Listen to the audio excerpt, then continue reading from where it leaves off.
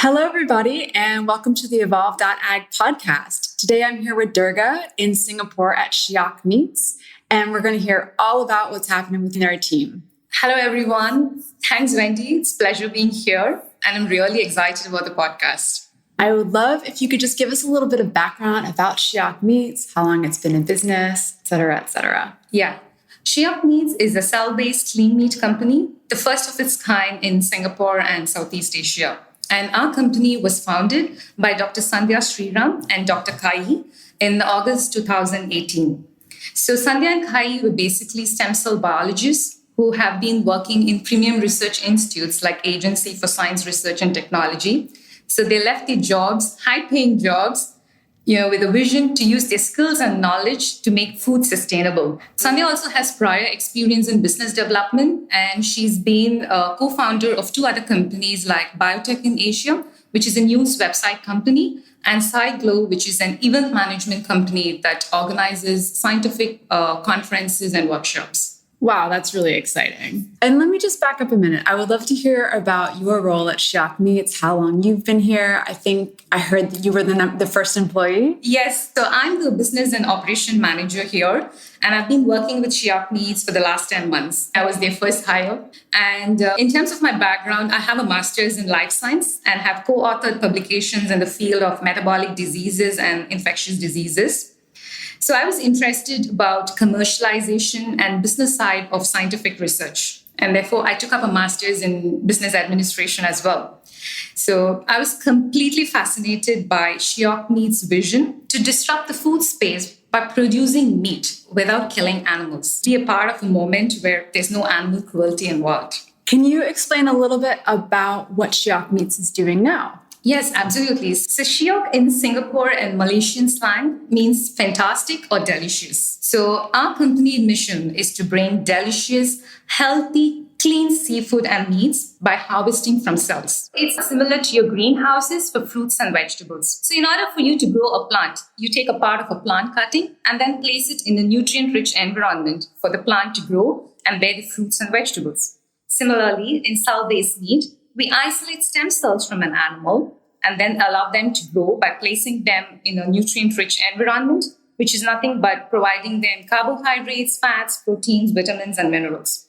Then these expanded cells are then grown to create the meats in bioreactors, which is nothing but a fancy name for a pressure cooker. So I think through this technology, we only grow the meat portion that we consume rather than the entire animal. Can you tell us a little bit about how long you think it will take? And I know you're still in the R&D phase, but from taking that cell from the shrimp all the way to having a shrimp on the plate. It's 6 times faster. It's going to be 4 to 6 weeks. Wow. Right from the isolation process until we grow them and produce the meat. Great. And what food products are you making? Can you disclose that? Yeah, so being in Asia Pacific, we consume a lot of seafood when compared to red and white meat.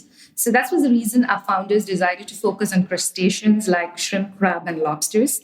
And it's a multi-billion-dollar industry, with Asia being one of the largest exporters. Now, there are numerous reasons why cell-based seafood is important. Firstly, if you look into the ocean, you have only a finite number of fishes and sea creatures. Overfishing and bycatch is constantly depleting their numbers to an extent that we do not have enough to rebreed and restock them. For example, for every pound of shrimp caught, there's 20 pounds of bycatch involved. Oh my gosh. Yeah, look at that. Oh.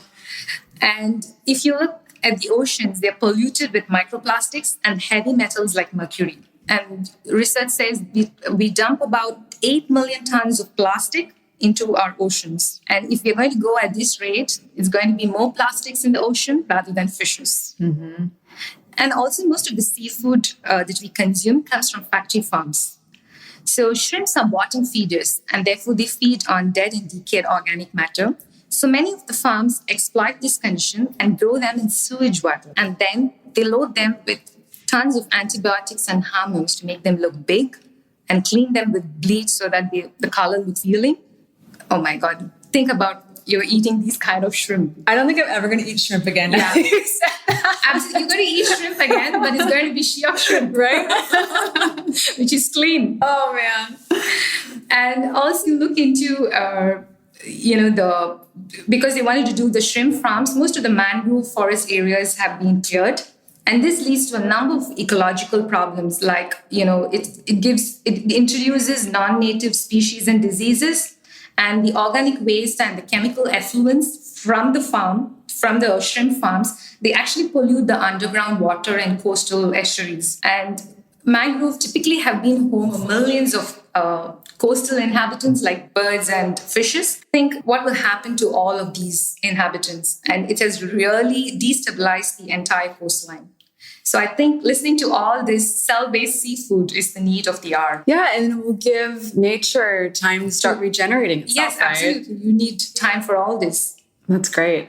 And have you tried any yet? No, I haven't tried any of them because I'm a vegetarian. Oh, okay. But we did have our first prototype, which was released last year in DFS conference, and we had 3 of our investors tasting it. And they told us the umami flavor and the sweet of taste of the shrimp was all there. I imagine that must be the hardest part, is to get the texture right, especially with seafood. Yes. So right now we are focusing more on minced shrimp, but at a later stage we will be moving to focus more on the texture part of it as well. How soon do you think we'll be eating Shiok products? We are in research and development, and we hope to be in the market end of 2021. That's great. Now, as a vegetarian, is this something you think you might try in the future because no animals were harmed? It's been for both ethical and religious reasons that I have not been having. So I'm not sure, but I'm sure I could help my other meat eaters to eat without guilt. Who is your target audience? I think it's any meat and seafood eater would be our target segments that we would cater to. Any seafood lovers who think about the ocean are our customers. And do you think it's going to be hard to convince people to try out meat that's made from a cell versus, meat that you find at the butcher shop? So I think nowadays people in Asia are more concerned about where their food comes from, what is the nutritional composition, how is it made apart from its taste. So our major initiative so far has to be to increase the awareness, since awareness leads to adoption. So we have an infographic on our website, which talks about the entire process, right from isolation to how we produce the meats. So this gives them a clear vision of the technology. We're very transparent with communication. I think that's the first step, shift consumers' mindset and the trend to adopt such novel technologies, which is good for their health, for the planet, and for everybody around. Do you think you guys will be selling to chefs and restaurants first? Yeah. That's going to be the business model. It's going to be a B2B business model for us first.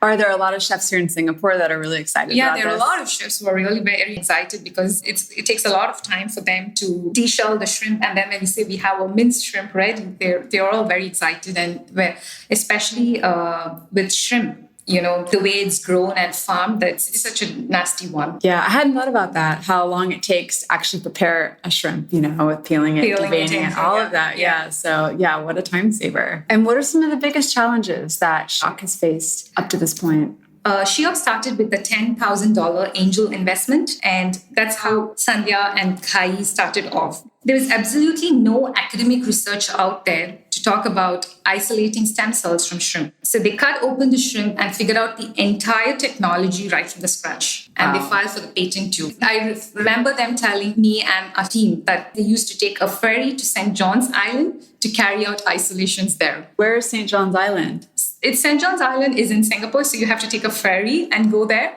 Oh, wow. Yeah. So they used to take a ferry in the morning and go do the isolation. So I think all the hard work was done by our founders. And now we have the biggest seed funding for any clean meat company of $5 million USD. And this is mainly used for research and development to bring the price down and scale up the process. That's fantastic. Congratulations. Thank you. You all must be very excited and proud. Yeah. Are you worried about competitors at all? I think we have good barriers to entry because we are the first to file for the patent because there's, as I told you, there is no academic literature out there. So we have the entire technology done by us from the scratch. And I think we're definitely way ahead of others. Have you had any challenges with hiring people here in Singapore? Or just hiring in general, since it's such a new field? Yeah, it involves highly skilled people, so it's going to be a challenge for any clean meat company. So, but we still managed to get the best talents here in Singapore. Great. So let's switch gears a little bit and talk about being here in Singapore. There's so much food tech happening in this city, and it's so great to see because, so much of the food here is imported. So I'm really curious, what are the benefits of having a cell-based meat company in Singapore? I think Singapore is a great country for any business because it's got excellent infrastructure and has one of the well-trained and productive workforce. And in terms of food security, I think it ranks top in the global index for food security and giving people access to quality foods to meet their nutritional needs. And now with Singapore 30 by 30 vision, where it wants to increase its food production from less than 10% to 30%, a lot of investments and initiatives are taken by the government to produce more sustainable urban food production. And cell-based meat is one in that line. That's great. So the 30 by 30 program is a government instituted government one. Yeah, where they want to, because Singapore imports 90% of its food from, more than 180 countries. Yeah. Are there regulations in place yet for cell-based food? Yeah. So the Singapore Food Agency is the regulatory body which is in charge to bring about cell-based meat to market in Singapore. So they are classified under the novel foods. And so far, there has been no framework in place. And I think today they have announced that Singapore will be coming up with a framework. So that's a good news for all of us. And whereas in US, both the FDA and USDA are working very closely to jointly regulate meat produced via cellular agriculture. Is that a positive for you guys? Is it kind of like, ask for permission later and break all the rules now? No, right from day one, we've been closely working with SFA. So we are closely working with them, trying to know what's required. We do, a lot of in-house testing, which is required for like any food. We are doing the process. It's good to work right from the beginning.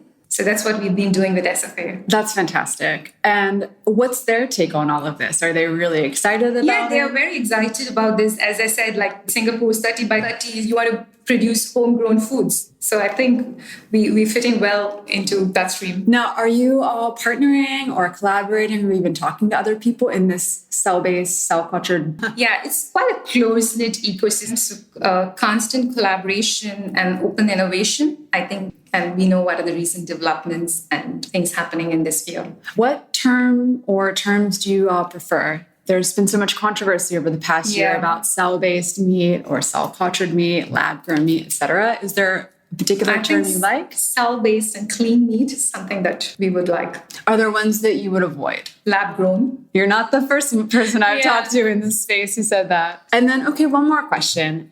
Where do you see the meat industry in like 5 or 10 years? I think I would see a mix of plant-based, insect-based, and cell-based food in the next 5 years. Because in order to feed the growing population, the traditional meat production is not going to be enough to cater to the protein content or protein needs of the population. So there should be different sustainable forms of production. And I think all the three will be out. I think in 10 years, the factory farming will be reduced significantly. I think by 10 to 15 times. I don't think people will stop eating meat, but they will move into eating meat, which is more sustainable. And I truly believe people who really want to eat meat, it's not going to go for plant-based, but rather cell-based meat. So I think in 10 years' time, we would see all the three alternate proteins in the market, and depends on where people want to try. Yeah, I can't wait to see. I think we have so many animals right now, and the systems being used to slaughter them and grow them are just, not good for the environment. Agriculture is not the way forward. Yeah. As part of adoption awareness that I told you, people would love to hear more about how the process is and how we've been doing. I think people like you are spreading the word around. I think it's a great job because it helps consumers who are following you to, know about these processes and technologies and adopt them. I'm very happy about that. There are a lot of people who take initiatives to blog about sustainable food production, which is the need of the hour. Yeah, I'm happy to help. This has definitely been a passion of mine. And I was very sad about the way the world was going for a long time, especially when it came to food and agriculture and just the environment, the climate, all of those things. But I feel like now that with a little bit infusion of technology, there's just been this whole blossoming industry of food tech that's really going to help change things and change how people eat, what people are eating. I mean, just to look at the Beyond Meat's IPO was crazy, like crazy to me. Maybe it's just a fad or a trend. I don't know, but it's just refreshing to see that people are adopting these new eating habits and trying new things. Absolutely. That's very important, as well as not only for sustainability, but even looking at the health aspects that people have the consuming risks associated with colon cancer and so many other diseases and contaminated with blood and feces of the animal. So if you look into all the aspects, I think sustainable alternate ways of producing meat is very important. And cell-based meat uses technology, but in a better way to help the planet and the consumers consuming it. Amazing. Well, thank you so much, Durga, for meeting me today and having this conversation. It's been such a pleasure, and I wish nothing but the best for you and your company. I can't wait to see when Shiok Meats is on grocery shelves or being served at restaurants here in Singapore. I will definitely be trying it. Thank you. Thank you so much, Wendy. Thank you for your support. You're welcome. That's it, everyone. I hope you enjoyed our podcast with Shiok Meats, and that's the show.